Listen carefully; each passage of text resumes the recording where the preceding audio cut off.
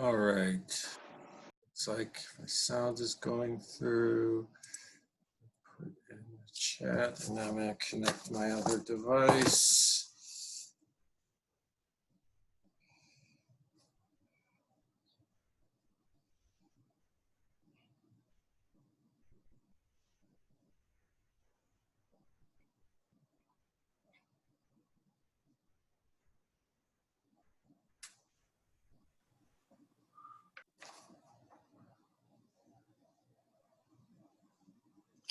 Testing.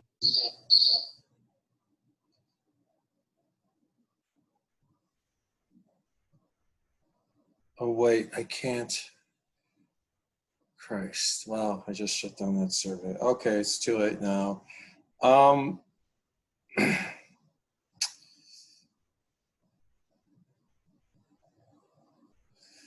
Might work otherwise. Let's try polls.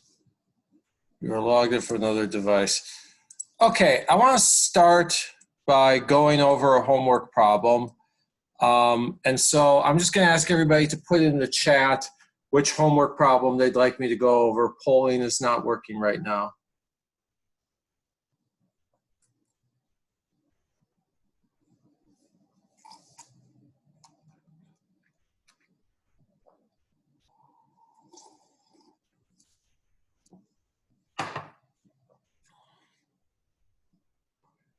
Everybody said 5C. Well, who knows? Maybe there's some others, but so far it's looking like 5C is popular. All right.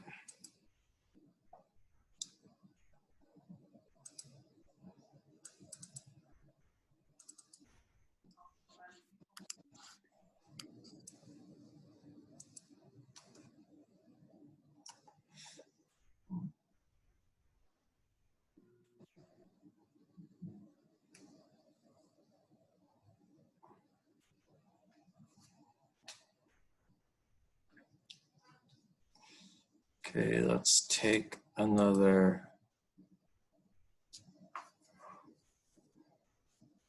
Any other responses before I start going over problem 5?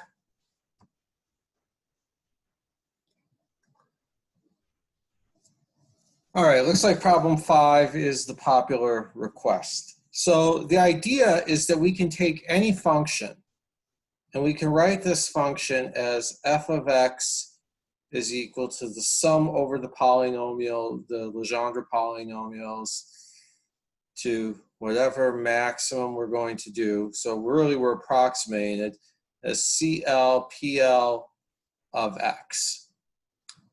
And then just like for a regular vector, we would say that Vx is V dotted with X hat and Vy is V dotted with Y hat and so forth. Oh, great. How do I turn this off?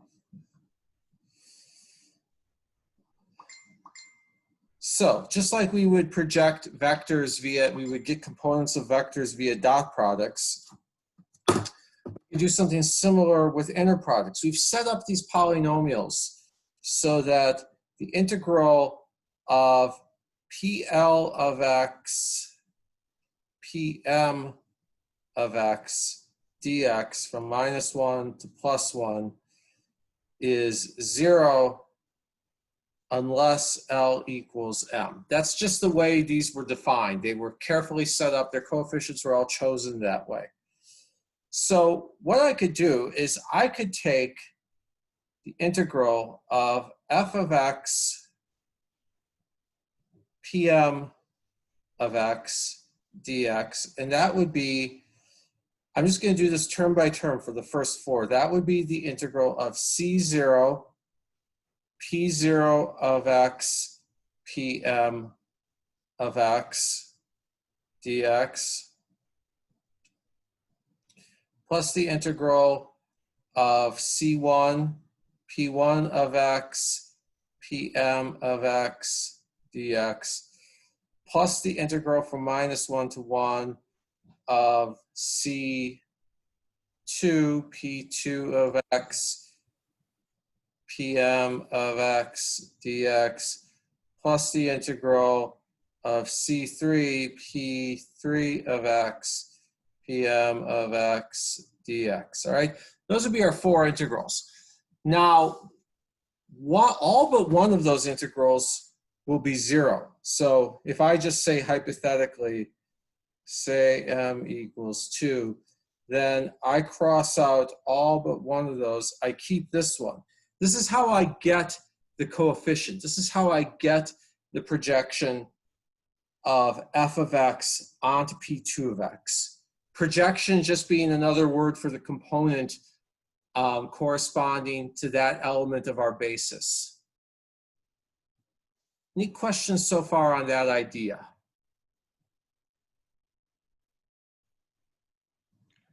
The reason why they get crossed out if m equals 2 is because they're orthogonal, correct? Yeah, they're orthogonal. So the integral of P0, P2 is 0. The integral of P1, P2 is 0. The integral of P3, P2 is 0. The integral of P3 billion, P2 is 0. And this is only true for the Legendre polynomials, correct? That is only true for this set of polynomials. Other sets of polynomials which we have not dealt with have their own orthogonality relationships which we have not dealt with. Okay, thank you. Other questions?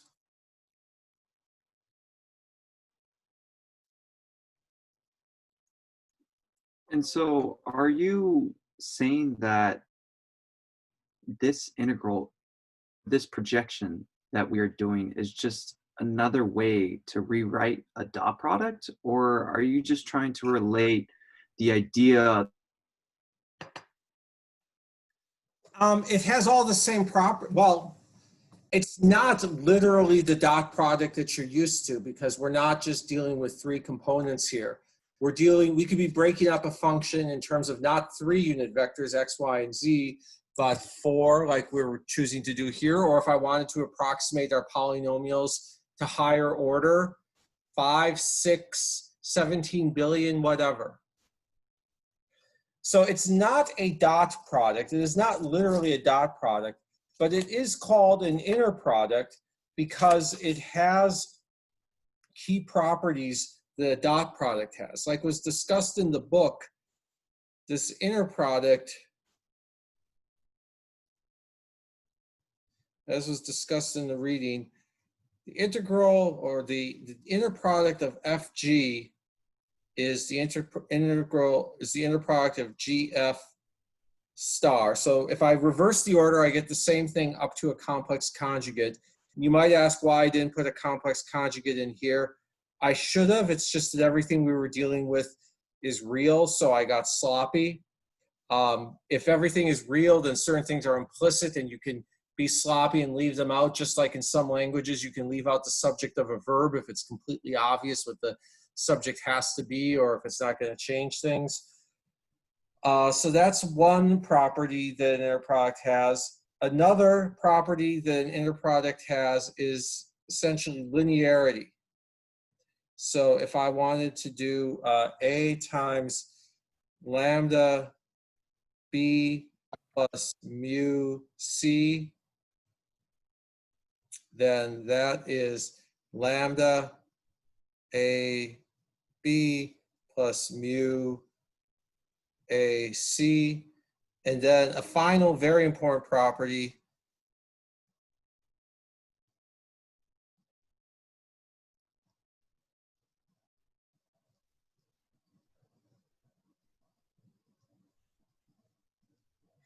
is that it's positive definite, meaning that the inner product of something with itself is greater than 0 unless that vector or that element of the vector space is 0, at which point someone inevitably says, wait, are you saying inner products can't be negative? No, there's plenty of there are plenty of negative inner products, but the inner product of something with itself cannot be negative. Other questions before we go to 5C? So the star that you're putting above F means the complex conjugate, right? Yes. But because we're not dealing with imaginary numbers in this specific polynomials, the complex conjugate is just itself. Yeah. So if the Okay. complex conjugate won't change anything, I often leave it out, just like people often leave out the subject of a verb in many languages if it's obvious what the subject has to be.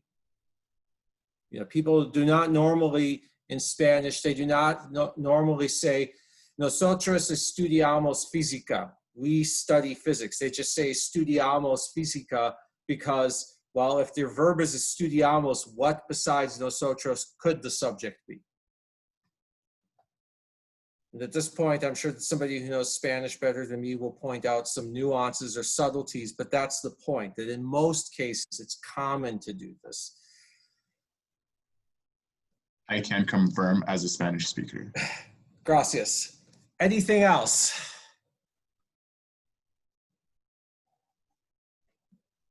All right, so then let's go to 5C. So in 5C, you were just computing the inner product of x to the fourth with P0, x to the fourth with P1, x to the fourth with P2, and x to the fourth with P3. So we're going to compute the integral from -1 to 1 of x to the fourth PL of x dx. And I'm not going to do all of those by hand at this moment. I'm just going to switch to Mathematica and raise the magnification on here. And for problem 5, I took the inner products. So first I defined all of these polynomials. And then I started computing projections by just integrating the product of P0 and x squared, P1 and x squared, and so forth. And then P0 and x cubed, P1 and x cubed, and so forth. And then finally, I do this, which means that we cannot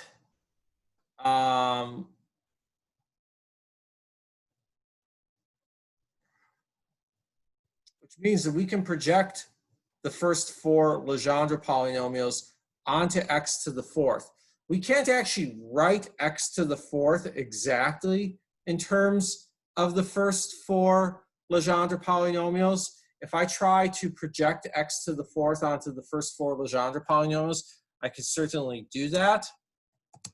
I can get something that would be an approximation. So let's just write this explicitly. G of x, let's just write this out. G of x is going to be defined as C40 times P0 of x plus C41 times P1 of x plus C42 times P2 of x plus C43 times P3 of x. All right, so I'm just going to define a function that looks like that. Now, this will not be exactly equal to x to the fourth.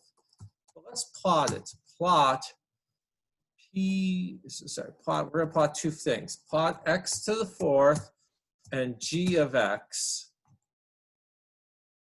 We're going to plot them from x equals -1 to x equals +1. And, well, they're certainly not the same, but they're pretty close. What we're showing is that we can actually get a sort of okay approximation to x to the fourth over that interval using this sum of 2 polynomials. Far from perfect, but close. And if we defined higher order polynomials, we could get an even better approximation. Just like a Taylor series never exactly equals the function that we were looking for. E to the x is not exactly 1 plus x squared over 2, but over some range it might be pretty close. Let me do that. Let's plot two functions.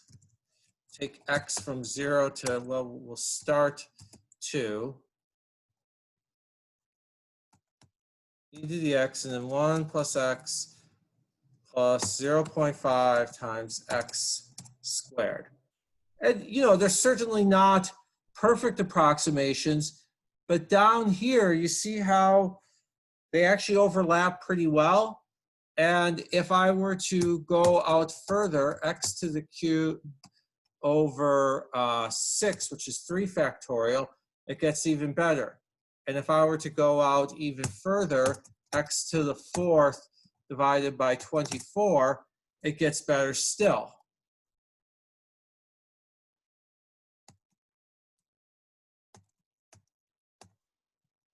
(120) is 5 factorial.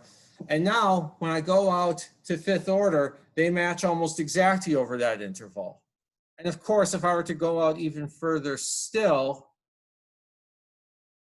instead of x0 to 2, go out x0 to 3, then eventually discrepancies build up. But the whole idea of any of these approximations, whether we're approximating with Taylor series or Legendre polynomials, is that there's some range over which things are kind of close. Questions?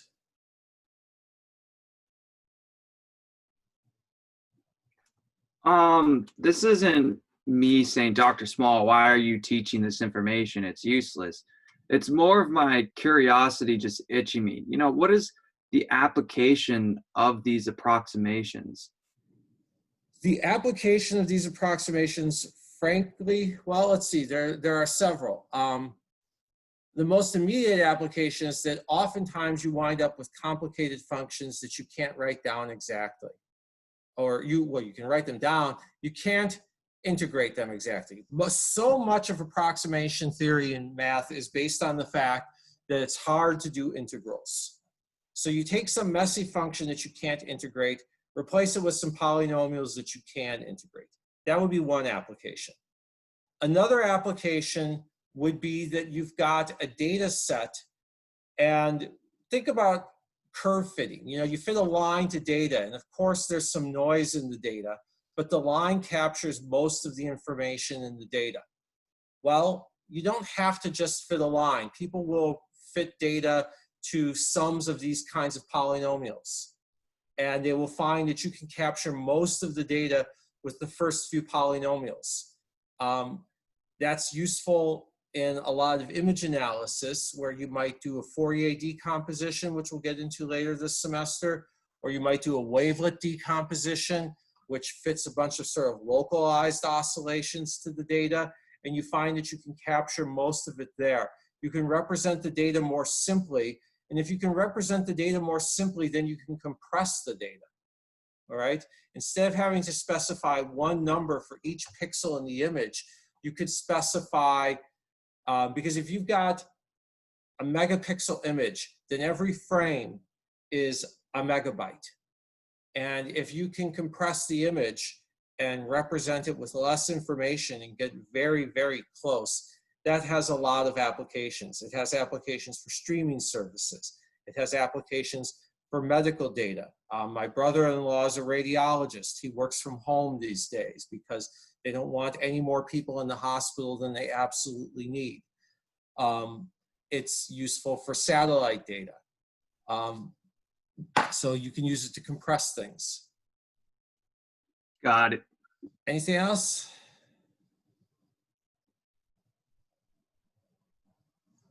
Yeah, someone in the chat said, if you can't integrate, can't you just find the area volume or etc.? Well, there are plenty of ways to find an area under a curve, but sometimes we need to integrate to get an expression, not just a number. I mean, all right, let me give you another example from a couple problem sets ago. I'm going to share my other device. All right, remember this formula. We had that the free energy is equal to minus J m squared minus HM plus, sorry, minus, I think it was minus, or no, it was plus t over 2 times this really messy expression. 1 plus m over 2 ln of 1 plus m over 2 plus 1 minus m over 2 ln of 1 minus m over 2. If you were to actually start doing any math on that, and I'll get to the question in the chat in a moment. If you were to start doing any kind of calculus on that, logarithms turn out to be a whole lot more difficult to work with than polynomials. But it turns out that this can be represented by, and I'm going to get the numbers wrong if I try to do them off the top of my head, but some coefficient times m squared plus another coefficient times m to the 4th.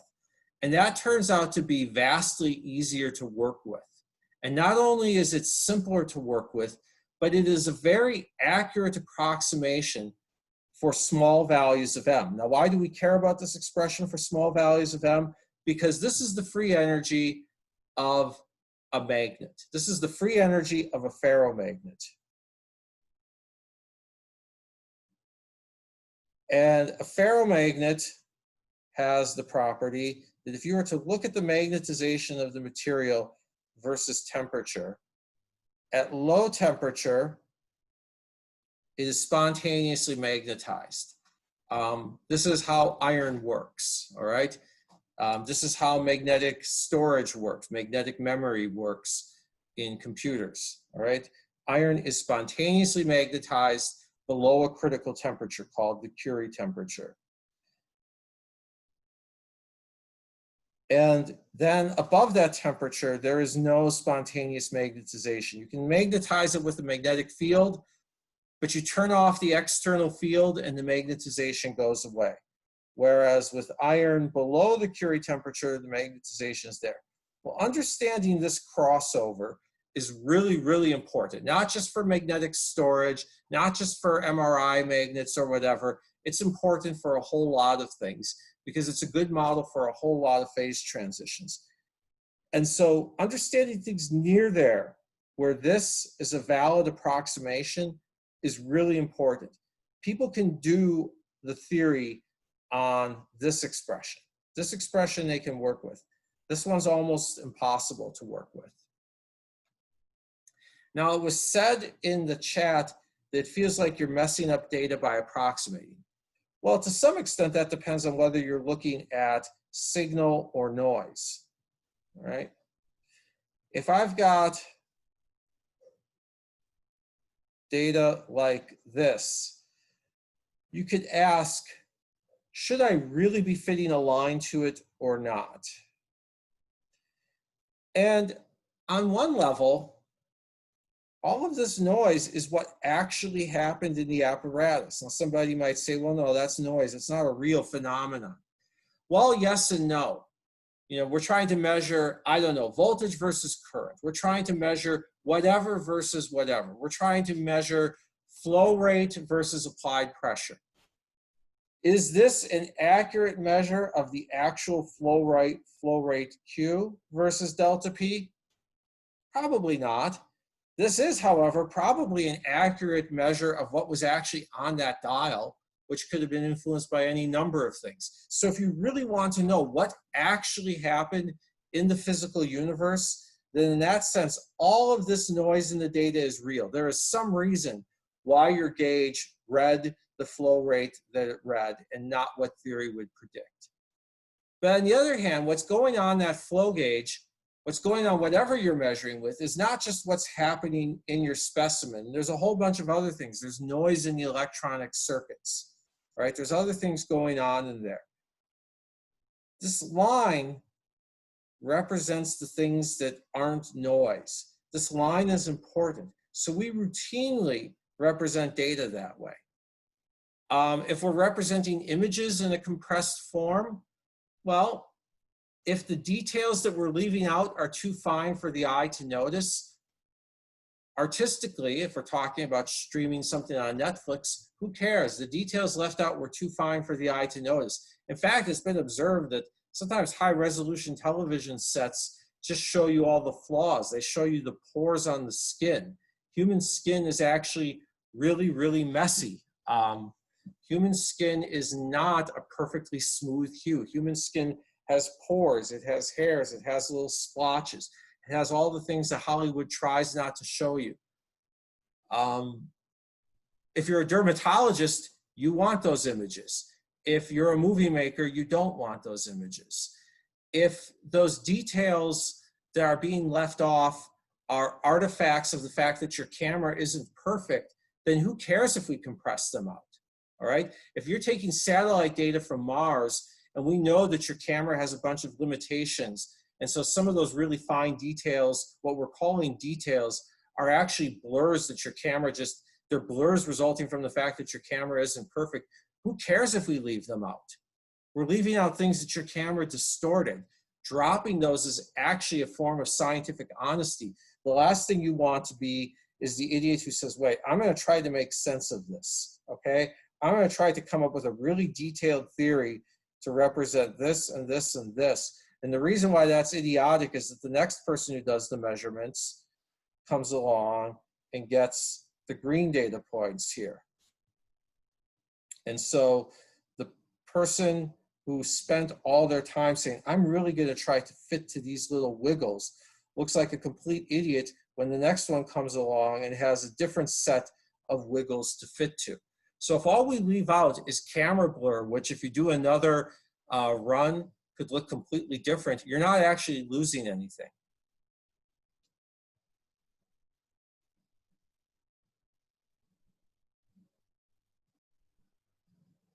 Anything else?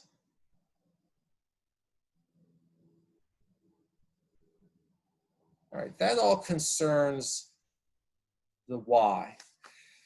Now let's get back down to some of the nitty-gritty how.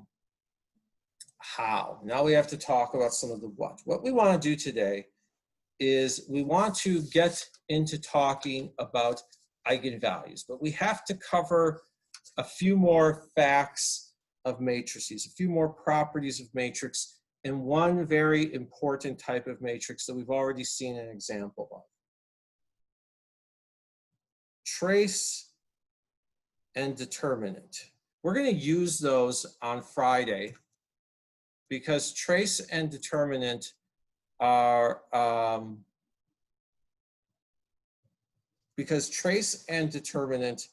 useful for checking our work.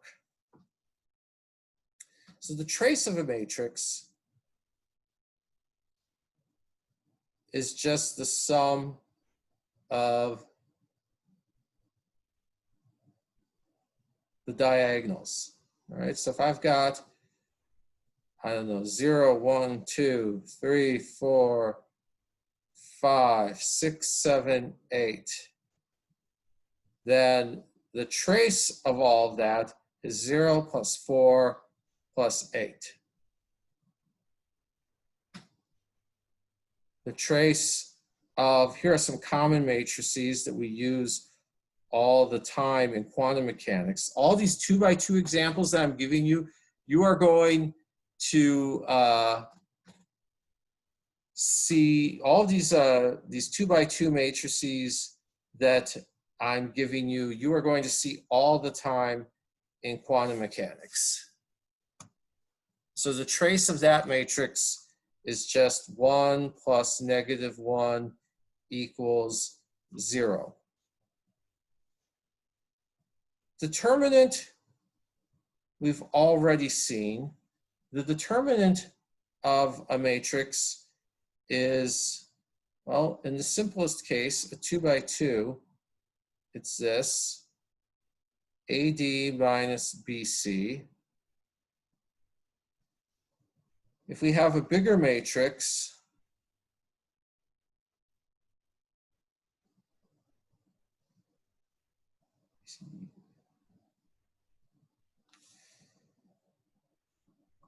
the procedure which we've been using is first you find the determinant of the submatrix. EI minus FH times A minus B times the determinant of another submatrix, DI minus FG, plus the determinant of one more submatrix, DH minus EG. And we could go on and generalize that for, we can go on and generalize that for larger matrices. It turns out that if we try to combine matrices, these follow two different rules. These are close to addition and multiplication. The determinant of AB is just the determinant of A times the determinant of B. But the determinant of A plus B is a mess. There's no simple formula for the determinant of a sum. On the other hand, the trace of A plus B is equal to the trace of A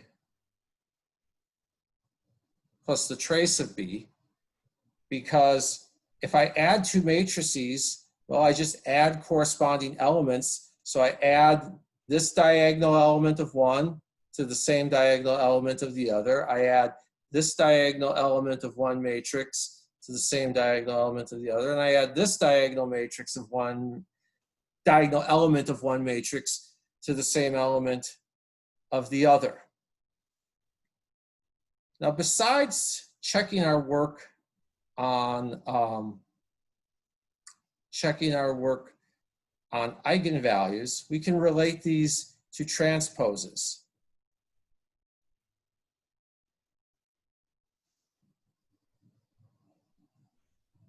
If I transpose a matrix, I flip around off diagonals, but I don't change diagonals.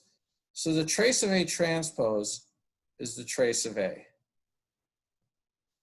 And likewise, the determinant of A transpose is the determinant of A. And the trace of A dagger is the trace of A conjugated. And the determinant of A dagger is the determinant of A whole thing conjugated. So transposing doesn't change traces or determinants. That's why the transpose does not change determinants and traces. The complex conjugate does.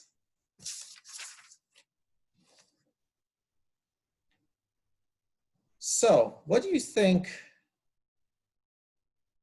the determinant of A inverse is?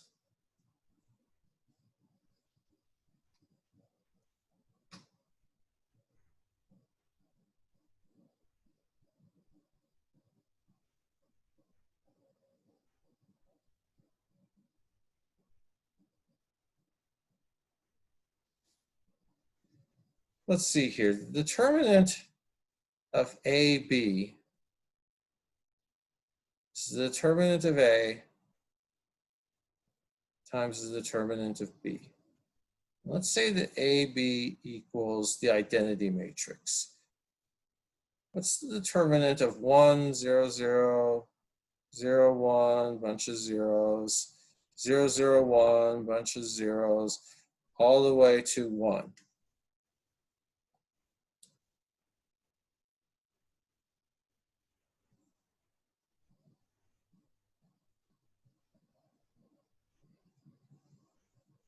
That determinant is 1, because if I go across the top row and try to take the determinant of a submatrix, well, there's only to take the determinants of all the submatrices. I keep multiplying them by 0, 0, 0, 0, 0, 1. Now I got another submatrix. Tried to find the determinants of its submatrices. And each time I find a determinant, I multiply by 0, 0, 0, 0, 0, 1. And I keep going, and each time I only get a 1. So I've just got a bunch of 1s. That should be times 1, times 1. So the determinant of the identity matrix is 1. Right? So if AB equals I, we know two things. We know B is the inverse of A. And we know that the determinant of AB is 1, which is the determinant of A inverse.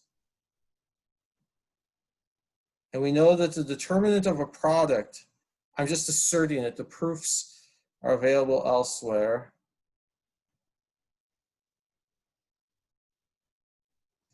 The product of those determinants is 1. So the determinant of A inverse is 1 over A. Sorry, 1 over the determinant of A. Any questions?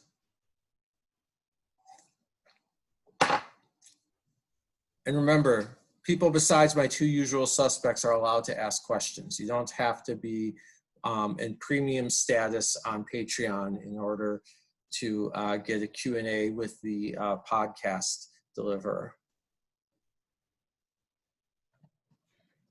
Professor, going back to where you said that the determinant of A plus B is a mess. Yeah. If the matrix A and the matrix B are just like regular matrices, can't we add them first and then take the determinant? That's what I would do. But I'm trying to say that there's no general formula that relates the determinant of A plus B to the determinant of A and the determinant of B. There's no simple general relationship is what I'm trying to say. Oh, okay. Thank you.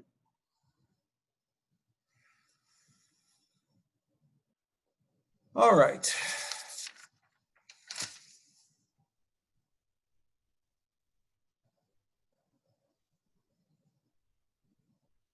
Hermitian matrices and unitary matrices. Hermitian matrices, H dagger equals H.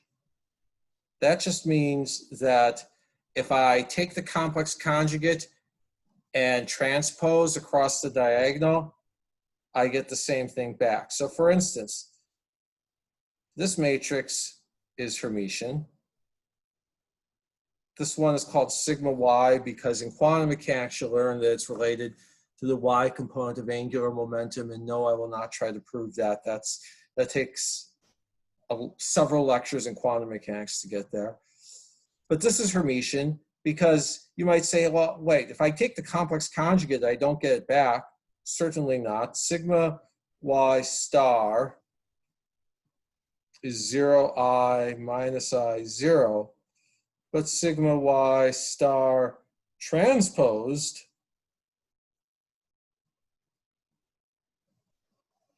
is the same thing back.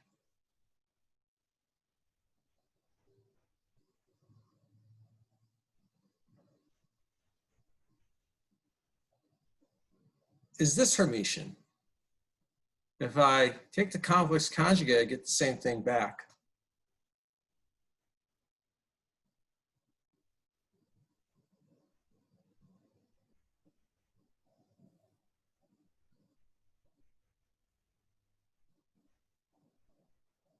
Is it Hermitian?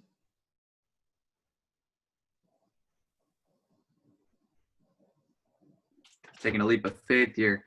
Yes. Isn't it anti-Hermitian? It's anti-Hermitian because if I transpose it,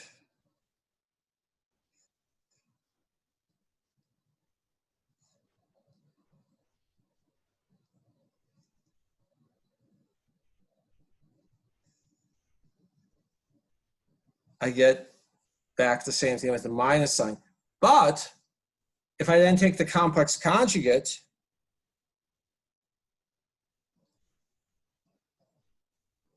and conjugated, well, is there anything that's imaginary in there? Nope, nothing imaginary. So if there's nothing imaginary, that doesn't change it. So I just get back 0, 1, minus 1, 0 equals minus the original thing.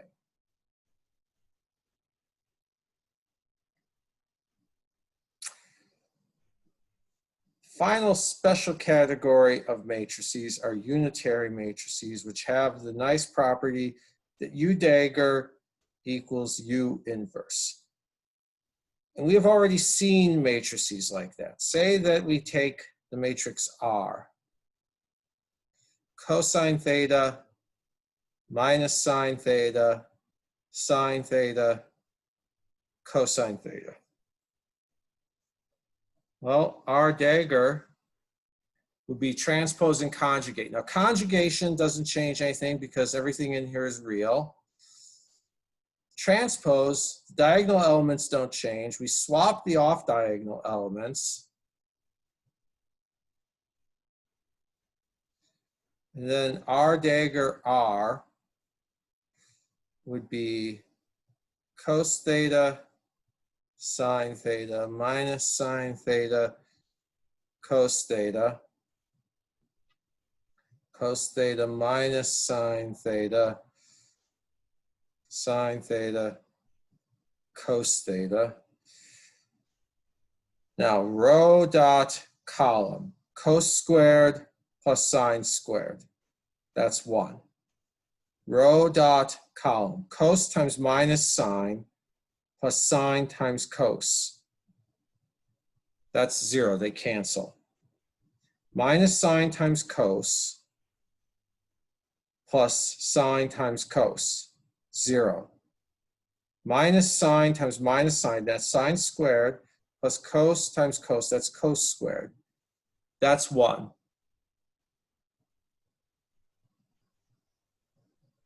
So this is a unitary matrix. And it turns out that all rotation matrices are unitary, and even things that don't look like rotation matrices.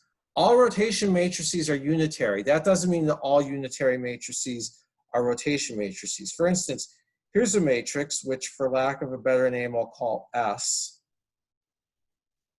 Starts off looking similar.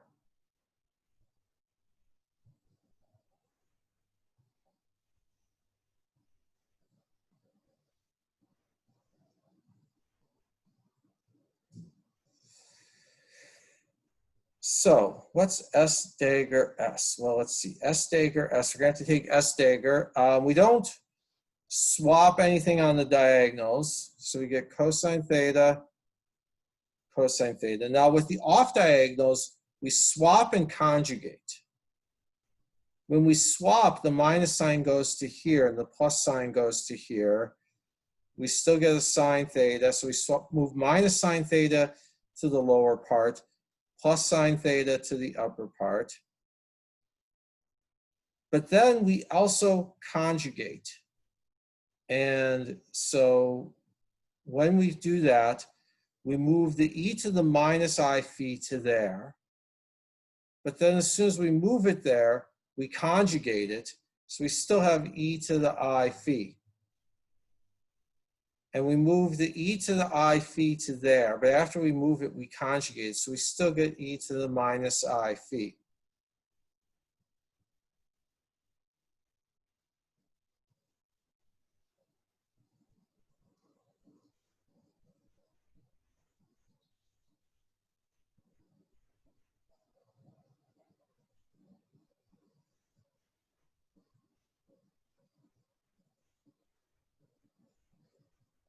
So let's do that multiplication. Row dot column, cos squared theta plus sine squared theta, e to the I phi, e to the minus I phi. E to the I phi cancels the e to the minus I phi, and we're left with 1. Cos theta times minus sine theta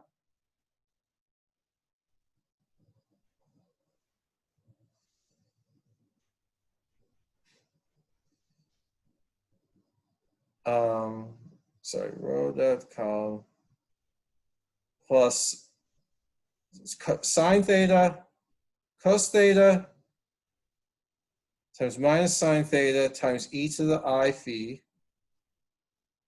plus sine theta, cos theta, e to the I phi. Looks like those cancel. Then we've got minus row dot column minus sine theta cosine theta e to the minus I phi plus cos theta sine theta e to the minus I phi. Looks like those cancel. Minus sine theta times minus sine theta, that's sine squared theta. E to the minus I phi, e to the plus I phi, that's 1. Cos theta times cos theta. Any questions?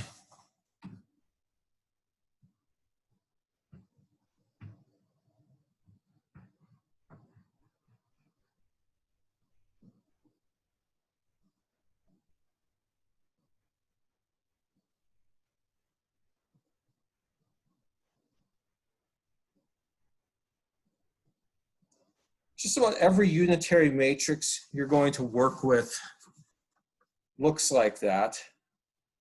On Friday, you're going to do an activity where Mathematica or Wolfram Alpha can spit out matrices for you that will perform certain operations, and they're going to look like those kinds of matrices.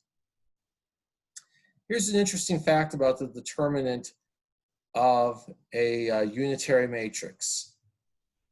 We know that U dagger U is I.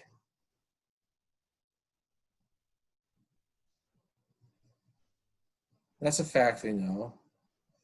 So the determinant of U dagger U must be 1. And that must be the determinant of U multiplied by the determinant of U dagger.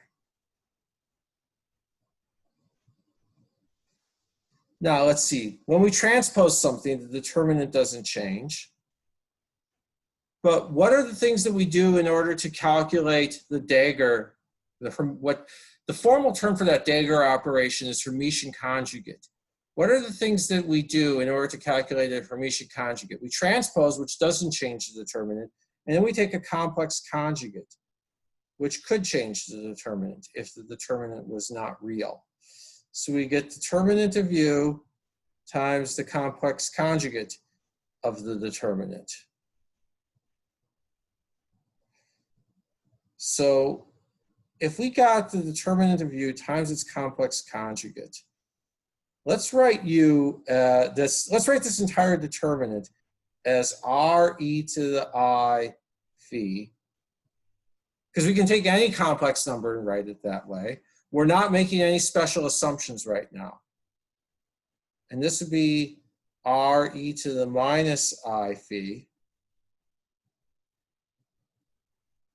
So this product would be R squared, because e to the I phi times e to the minus I phi is just 1. So R squared is 1.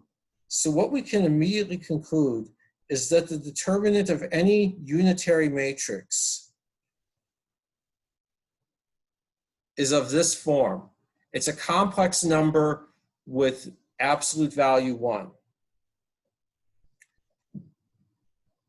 Now at this point, someone might say, or conversely, that the absolute value of the determinant of U is just 1. Now at this point, somebody might say that any matrix whose determinant is 1 must be unitary. But let me give you an example where that fails. A equals 2, 0, 0, 1/2. What's the determinant of A?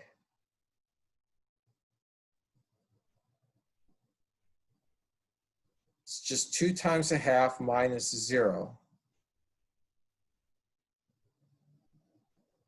Or 1. And A dagger is 2, 0, 0, 1/2. But A dagger A, what is that?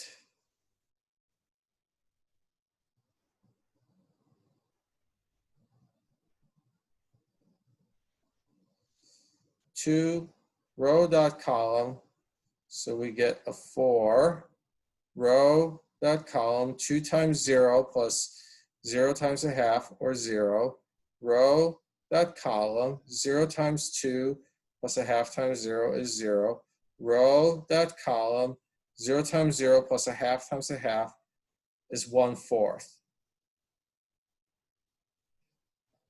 So if the determinant of U is e to the I phi,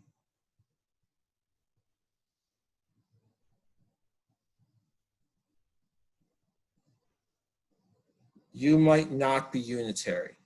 That alone does not establish that it's unitary. It is a necessary but not a sufficient condition.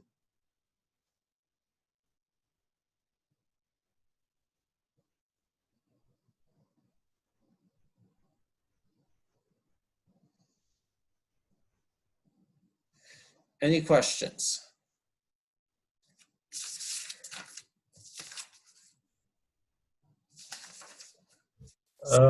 For Go the ahead. for the one you just did, where the matrix A is 2, 0, 0, 1/2, that it's not an identity matrix, but it is unitary still, isn't it? No, it's diagonal. It's diagonal but not unitary. Okay, because I thought, okay, I was thinking the definition of unitary is when you take the determinant of the transpose times by the original matrix and it gets you equal 1. No, it's not that the determinant is 1. Okay. But A dagger A is the identity matrix. Okay.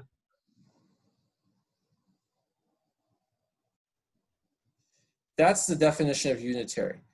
The definition of unitary is not about the determinant. Saying that the determinant is 1, that's a very weak condition. Lots of matrices can have determinant 1. Let me give you another example of a matrix that could have determinant 1. A equals lambda 1 over lambda B 0. The determinant of A is lambda times 1 over lambda minus 0 times B is 1. But A dagger A is, let's see here, lambda 0 B 1 over lambda times lambda B 0 1 over lambda equals row dot column, so lambda squared, row dot column, lambda times B plus 0 times 1 over lambda, row dot column, lambda B, row dot column, B times B plus 1 over lambda squared.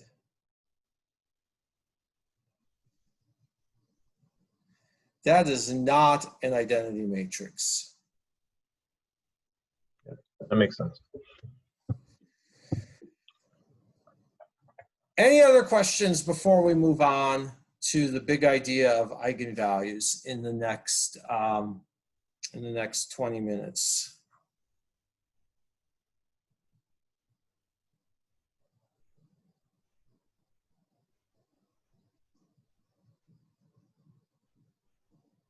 Okay, then let's start discussing eigenvalues. The idea of an eigenvalue is that every matrix has eigenvalues.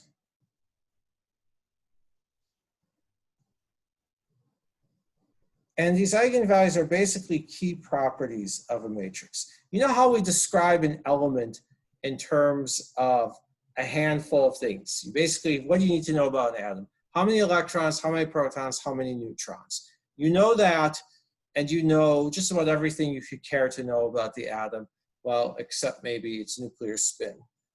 And likewise with a matrix, if you take it apart, the eigenvalues are the real DNA of the matrix.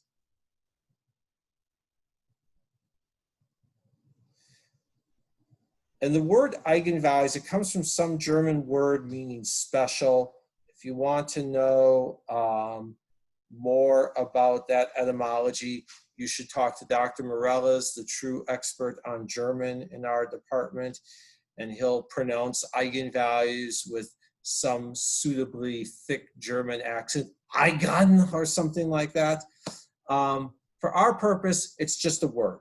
It's just a name for a property of a matrix. The whole idea of an eigenvalue and an eigenvector is that you have a matrix A, and you have a column vector. We could do this with row vectors, but we almost always talk about column vectors.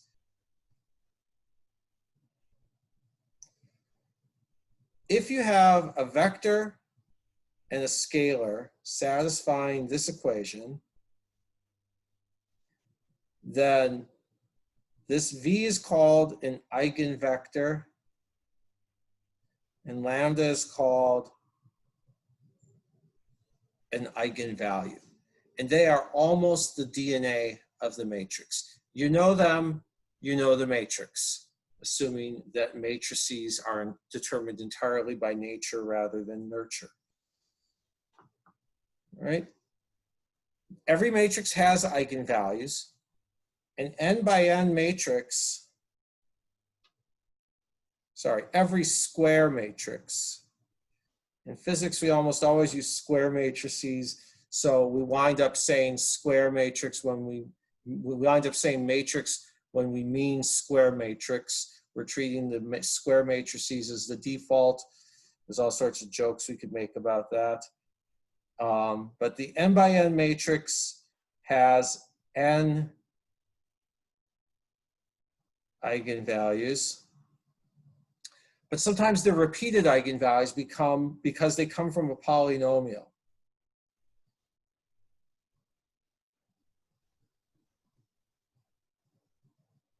They come from a polynomial that we'll discuss. They come from a characteristic polynomial.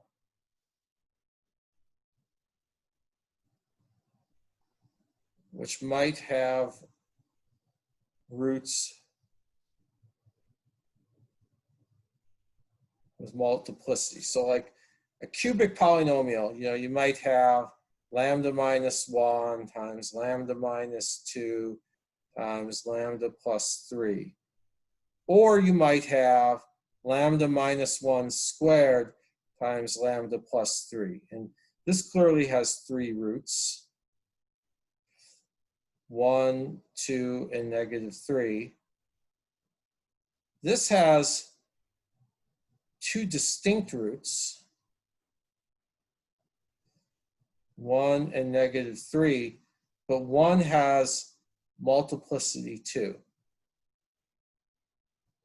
Remember learning about that when you learned about factoring polynomials, that sometimes a root has multiplicity because you factor a polynomial and you find that something gets repeated, something gets squared when you factor it into binomials like this. So every square matrix that's of size n by n has n eigenvalues, but sometimes that's because one of the eigenvalues has multiplicity. And in physics, we say that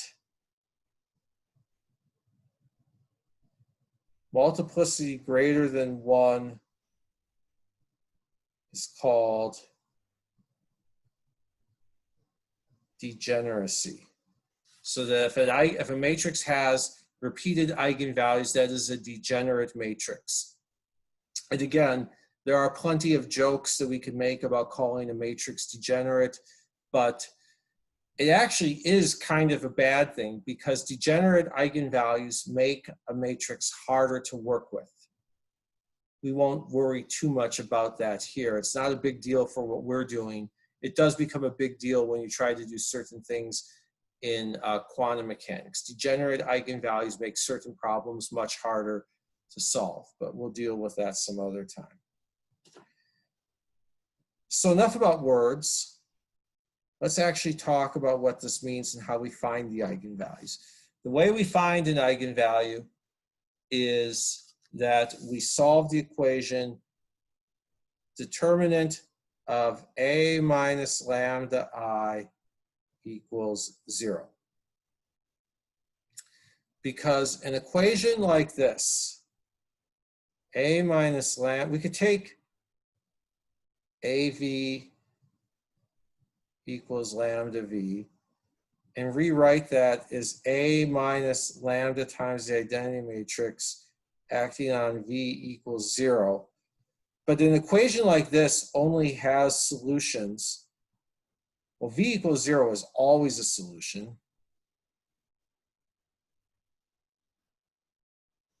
That's always a possibility. You can take any matrix and multiply it by a 0 column vector and get 0.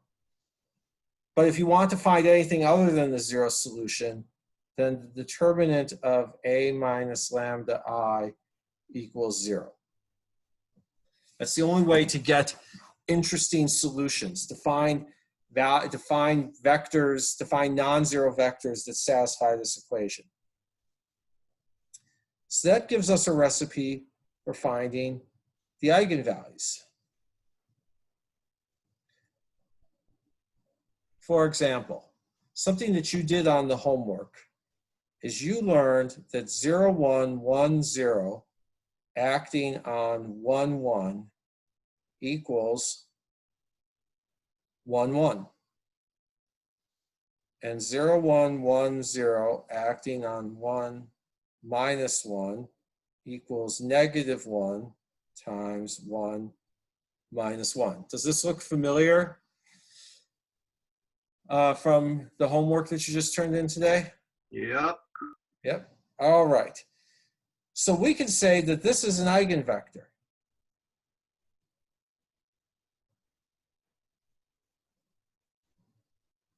With eigenvalue 1. And this is an eigenvector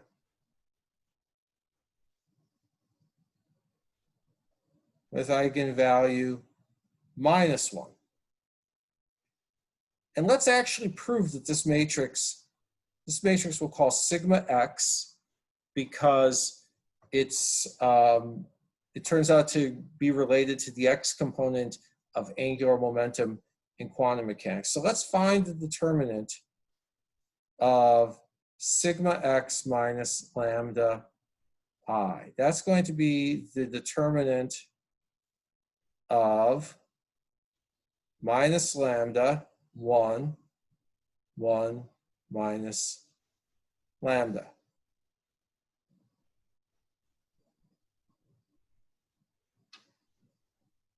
We set that equal to 0. And if we set that equal to 0, lambda is plus or minus 1. Any questions on that?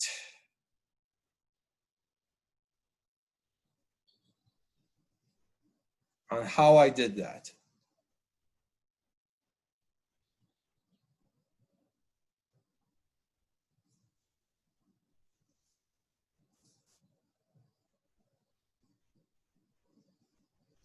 You could do this for any matrix. Let's pick another one.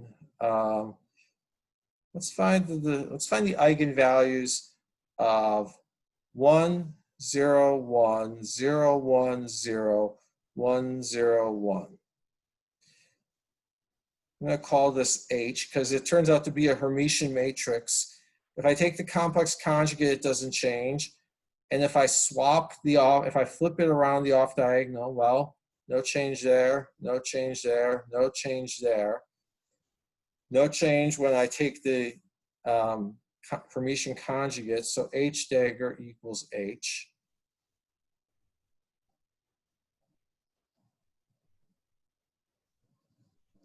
Well, we just take the determinant of h minus lambda I. It's often written with an absolute value sign, but it's not literally an absolute value. So we're going to have 1 minus lambda, 0, 1, 0, 1 minus lambda, 0, 1, 0, 1 minus lambda. Let's see, so we're going to have 1 minus lambda times the determinant of this submatrix, which is 1 minus lambda squared. You may be thinking, oh, we've got a triply degenerate eigenvalue. That is an absolutely reprehensible matrix, so degenerate, but not quite, because we have one other term. 0 times this next determinant isn't going to give us anything interesting, but 1 times this determinant, so we get 0 times whatever, doesn't matter, plus 1 times, let's see, this determinant, 0 minus 1 minus lambda. So that is a little bit of a mess, but let's go through it. 1 minus lambda cubed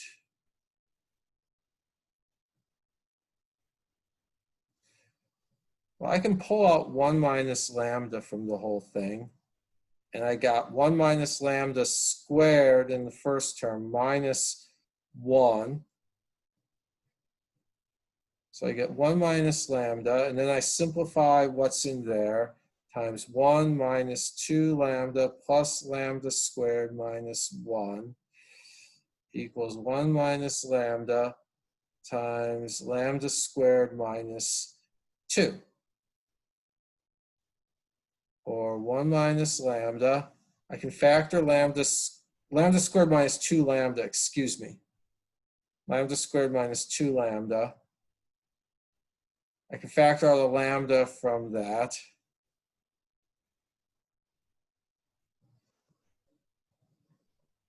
And this is my characteristic polynomial.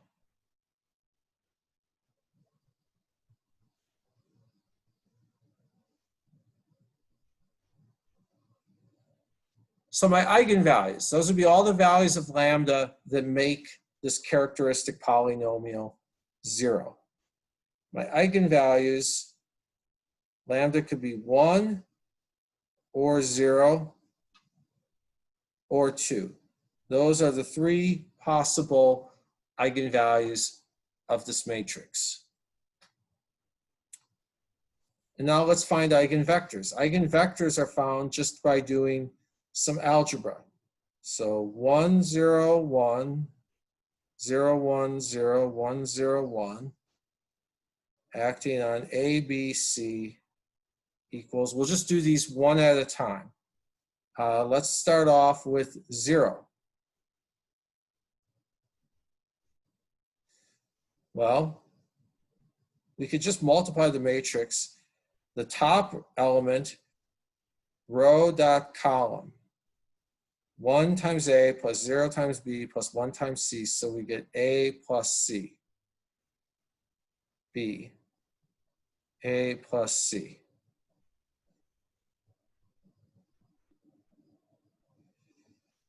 What's B equal to? Please, for the love of God, don't overthink it. 0. B is 0, A plus B is 0, so A equals minus B. And here's the beautiful thing. Whenever you solve these eigenvalue problems, you don't quite get a unique solution, okay? All we get is A equals minus B.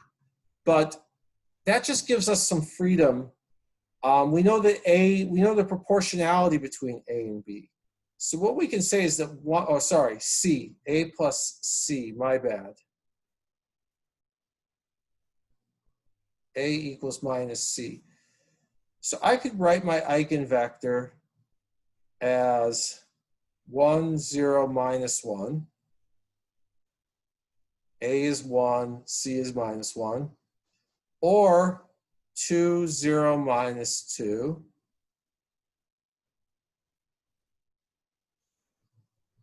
Or 0.63, 0 minus 0.63. A equals C equals minus 0.63. It doesn't really matter what constant I multiply it by. If I've got an eigenvector and I multiply that eigenvector by a constant, I just get a new eigenvector that corresponds to the same eigenvalue, because A times CV, where C is a constant, equals C times A acting on V equals C times lambda V. And you may be thinking, hey, is that a new eigenvalue now? Is my new eigenvalue C lambda? Because before I had A acting on V gave lambda V, and now I've got C lambda V. But remember, my original vector was not V, it was in this case CV.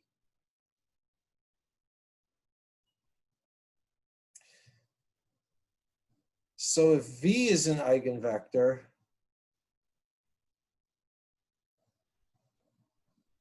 so is CV.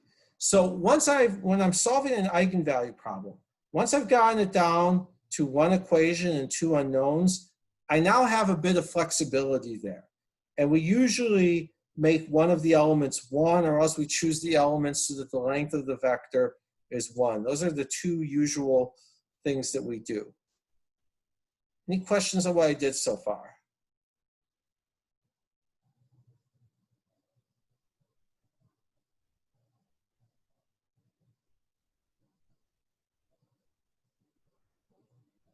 Well, so far I've only found one of my eigenvectors. Let's find another eigenvector.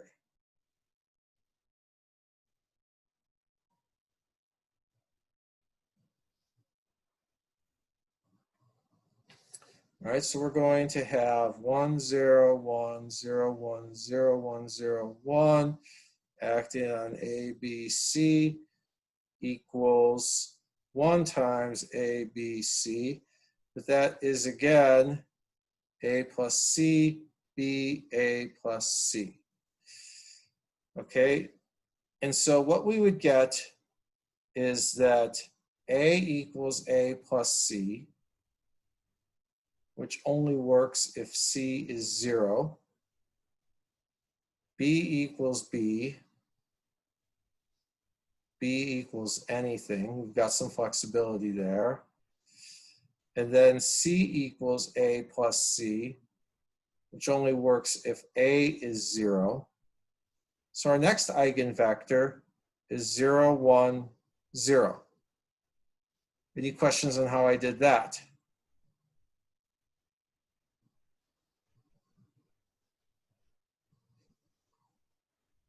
Well, let's find our last eigenvalue. Sorry, eigenvector.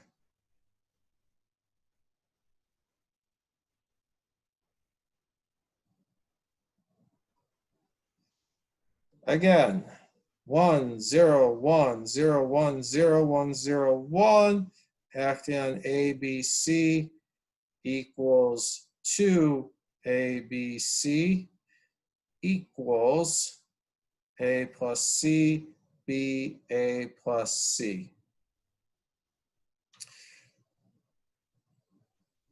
So 2A equals A plus C.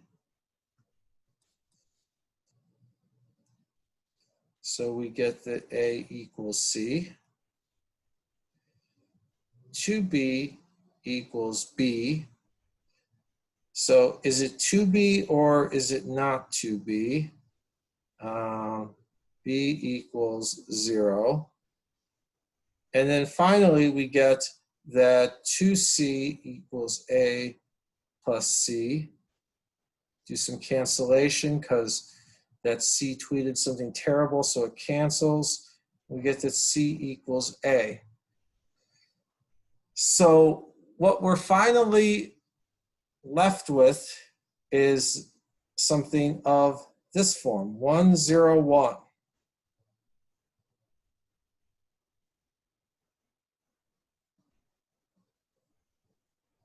We have 3 eigenvectors. We've got 1, 0, minus 1, 0, 1, 0, and 1, 0, 1. Anybody notice anything interesting about these?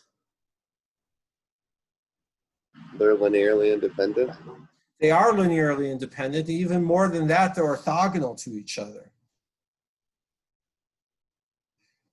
Mutually orthogonal. Orthogonal being the word for perpendicular in a higher dimensional space. They're mutually orthogonal. They're mutually perpendicular.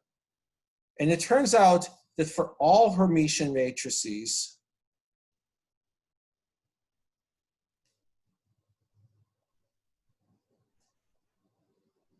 have mutually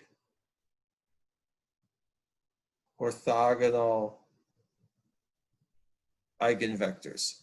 There's one more property of eigenvalues that I'm going to just assert. We can verify it here, and then we'll use it on Friday. 2 more properties. The product of eigenvalues is equal to the determinant. That's proved in the book. You can read the proof. We will use that property on Friday to check our work. You're going to find the eigenvalues of different matrices, and then you're going to check your work.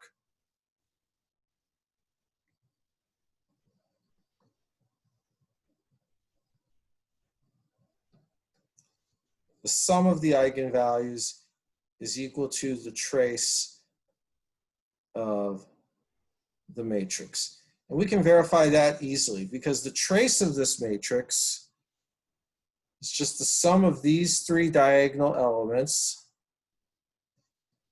Trace is often abbreviated TR, and that trace is 3. And our eigenvalues were, let's see, 0, 1, and 2.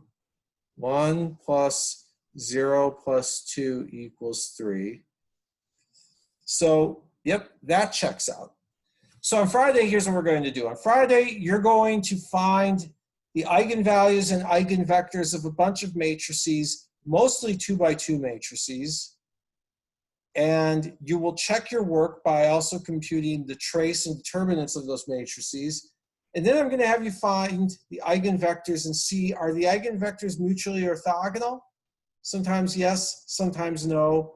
And you will check your work, besides finding traces and determinants, you will also check your work in Mathematica. I have to be honest, most of the time when I find eigenvectors these days, I use Mathematica to do it. Any questions?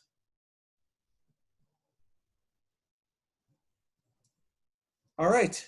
Don't forget that the midterm do-over is due Friday at 10. And I'll have my usual office hours if you have questions on it. Have a good day. Thanks, Dr. Small. You're welcome. Professor, I have a quick question. Yeah. It's not math related, but did you set up that example to for you to say to be or not to be, or was that just a coincidence? That was spontaneous. I have Shakespeare on my mind a lot. Okay, cool. Thank you, Professor. You're welcome. Professor, I had a question about the homework that was due today for number 7. Okay. Okay, hold on. Let me hold up.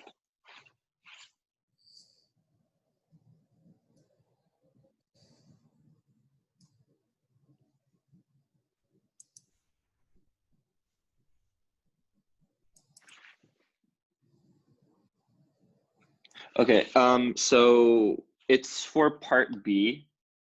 I wasn't exactly sure on how to prove it. So, I'm sorry, do you have it open in front of you? Do you know what I'm talking about? Yeah. Prove that sigma x squared, sigma y squared equals sigma z squared equals I. Right, okay. So for a bunch of the previous ones, I've just been doing it by looking at the looking at the magnitudes of the matrices, or I'm sorry, the determinants of the matrices, but it didn't quite work for this one over here. Why not just square the matrix?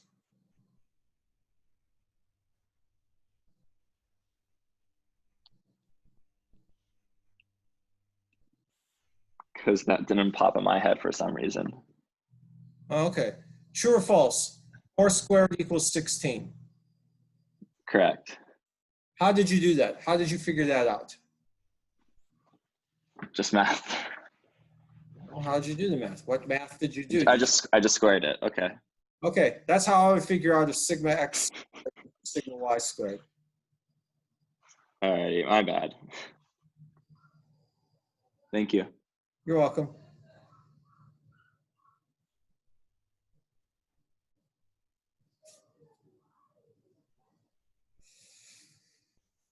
Any other questions?